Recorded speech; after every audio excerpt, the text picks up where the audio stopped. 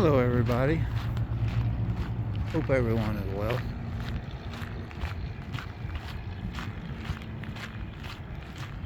Maybe this will resonate with some of you, and some of you maybe not. So here goes. My entire life have known that there's just something amiss, that there is something going on that people aren't seeing or unwilling to recognize. And through the years, this inner knowing gripped me more and more, and now, after 20 years of isolating and these last 5 years of this mission that Q has been on,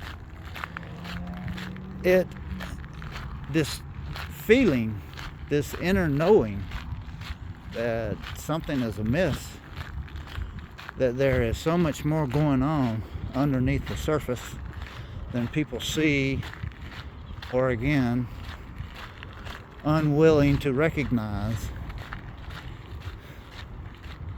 That is a very strong impression now. It is very hard to not say that is our current condition.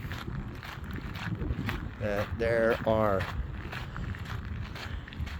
people that are seemingly on automatic and are seemingly, again, unreachable, that have been caught up in this.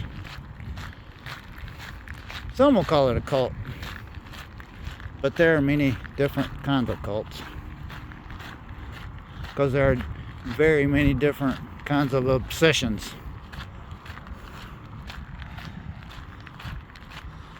The obsession that we're dealing with now is victimization, victimhood, allowing oneself to become a victim, to wallow in it, and after they get through wallowing in it, then they build a home out of it, and they turn that home into a fortress,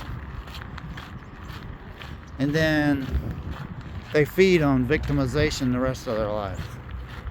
And at some point they will die a victim because they can never overcome their self-imposed prison. That is the current situation we're dealing with right now. And for my case, it is becoming more and more apparent that one's sovereignty is what comes into play, where people allow themselves to be labeled as something.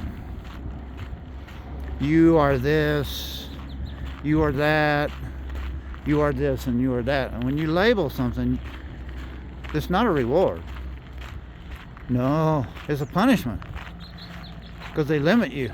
At this point, they've defined you, they've described you, they've defined you now. You are this, so you're defined. You must act like that. You've given your sovereignty away. Especially when, and in high school, it was really in your face. This was the 70s now, and the Pledge of Allegiance, and then they finally stopped having the prayer, and it was a moment of silence.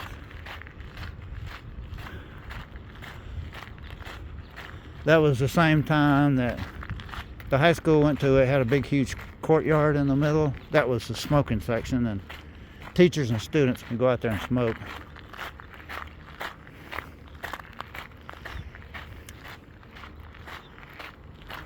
They don't do that now.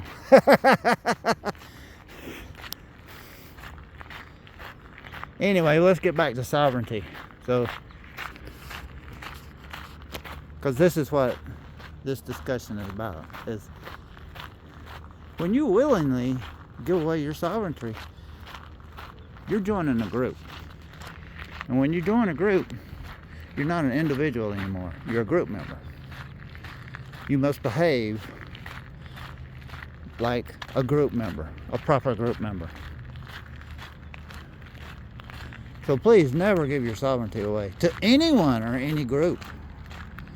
Not the Democrats, not the Republicans, not the country, not the government, for damn sure. So you are a human being before you are anything else. But see, we've lost that.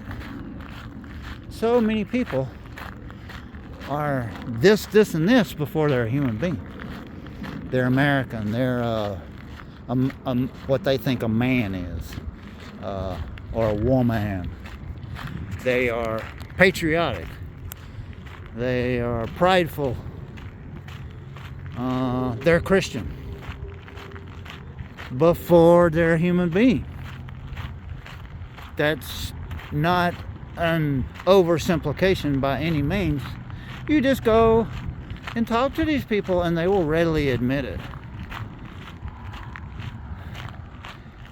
And listen, people, if you don't practice being a human being, you will lose the essence of being human. What is a human being? It is being human. Being human. What is human? Humans are connected. We are not separate.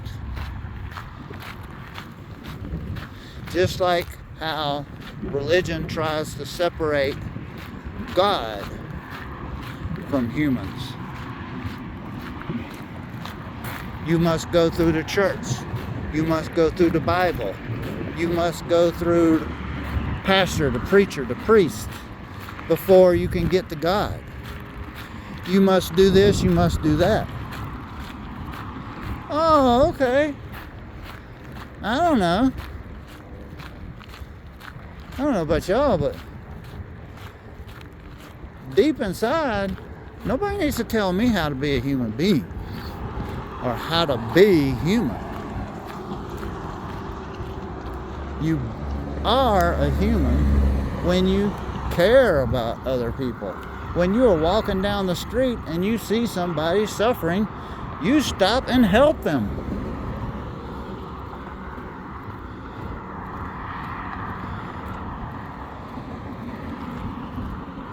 When you're picking apples, you don't put a fence around it so you're the only ones that can pick.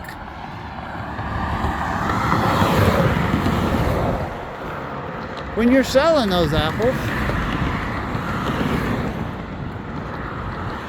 you don't sell them to a cheaper price to people that look like you and act like you and are near you, and then you raise the prices on people you don't like.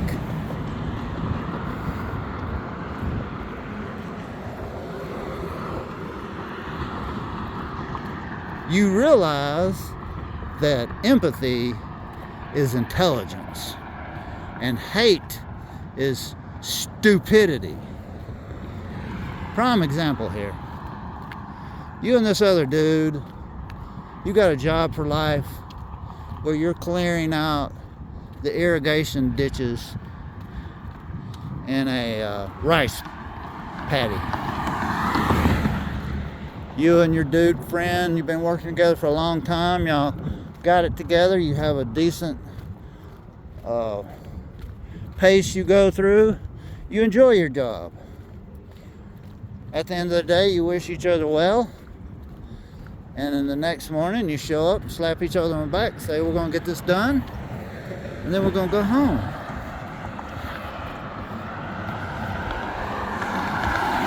But your buddy, he gets sick. He can't come to work. But guess what? You're the only man there. You got to do the job of 2 people now.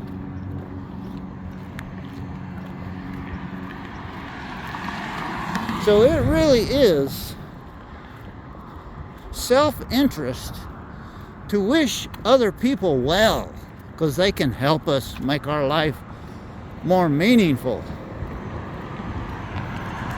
We're not trying to make our life more easier, because any idiot knows that it takes a challenge for people to learn from.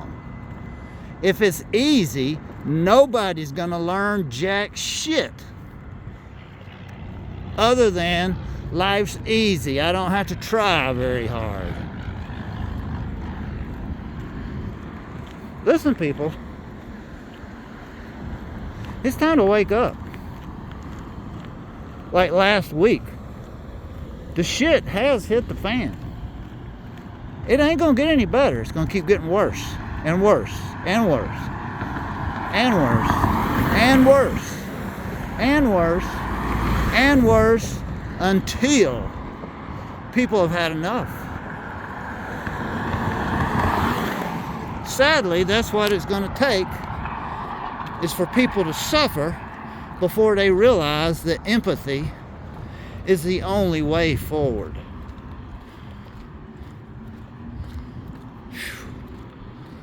Never fails. You're never going to learn anything until you suffer enough. And this is our fate. We're getting what we deserve in spades.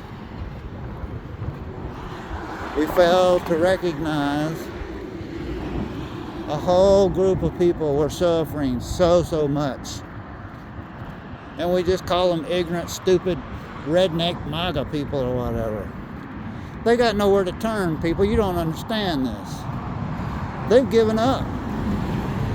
And the only person that came to their aid was, guess who?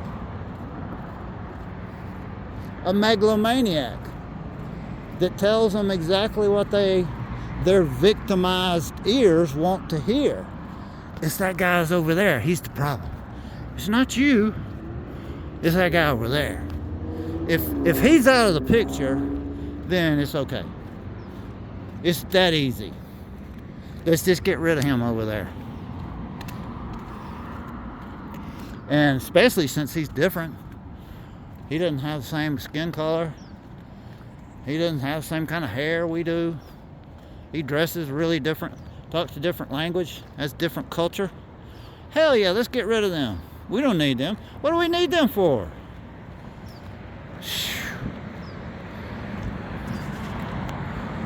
I just wish people would recognize how serious this issue is. And if that was the case, it wouldn't be as big as serious as an issue. See, that's what it is apathy. People only want to act when they are hurting. How about acting when you see other people hurting? Maybe that might be the best plan forward.